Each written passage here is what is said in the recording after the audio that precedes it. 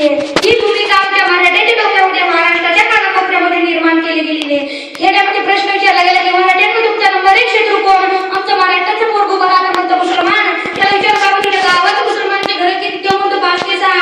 त्याला विचार बाबा तुझ्या गावात मुसलमानांचे किती जण आणले? त्याला हातोडी करायला कधी हातोडी होत नाही.